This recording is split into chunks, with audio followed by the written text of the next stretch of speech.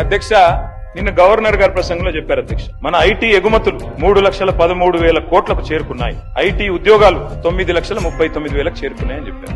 Governor ప్రసంగంలోంచి coat చేస్తున్నా నేను. మీ cabinet approve చేసింది, ఆ కేబినెట్ లో కూడా మీరు ఉన్నారని అనుకుంటా ఉన్నాను. వారు ఇచ్చిన ఫిగర్ అధ్యక్ష 3,13,000 కోట్లు ఏది ఎక్స్పోర్ట్స్ అని, 9,39,000 ఉద్యోగాలు. 2023-24 ఇది కూడా మీ రిపోర్టే, నాది కాదు. మీ పేపర్ స్టేట్మెంట్ కూడా ఉంది, కావాలంటే చదివి వినిపిస్తాను. ఇది మీదే, శ్రీధర్ బాబు ఐటీ మినిస్టర్. 2023-24లో ఈ రాష్ట్రంలో ఐటీ ఉద్యోగాల సంఖ్య 9,46,000.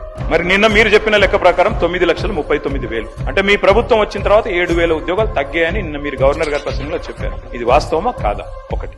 రెండవది విచిత్రమైన విషయం అధ్యక్ష, మరి శ్రీధర్ బాబు గారు బయట స్టేట్మెంట్ ఇచ్చారు అధ్యక్ష. ఇక I'm quoting times of India Sridhar అన్న. మీరేం చెప్పారు? ఐటీ ఎక్స్పోర్ట్స్ 3,60,000 కోట్లు అని చెప్పారు. గవర్నర్ గారి ప్రసంగంలో 3,13,000 కోట్లు. ఏది వాస్తవం అధ్యక్ష? మంత్రి గారు బయట చెప్పేడుదా, గవర్నర్ గారి నోటంబడి ఇక్కడ చెప్పేడుదా? కేబినెట్ లో గవర్నర్ ప్రసంగం ఆమోదించారు. ఆమోదించిన దానిలో కూడా వాస్తవాలు పెట్టరా? ఈ ప్రసంగానికి విలువ ఉందా, విశ్వసనీయత ఉందా? 7,000 ఉద్యోగాలు, ఐటీ ఉద్యోగాలు మీరు వచ్చాక తగ్గాయి అని మీ ప్రభుత్వం, మీ గవర్నర్ గారు నిన్న చెప్పారు.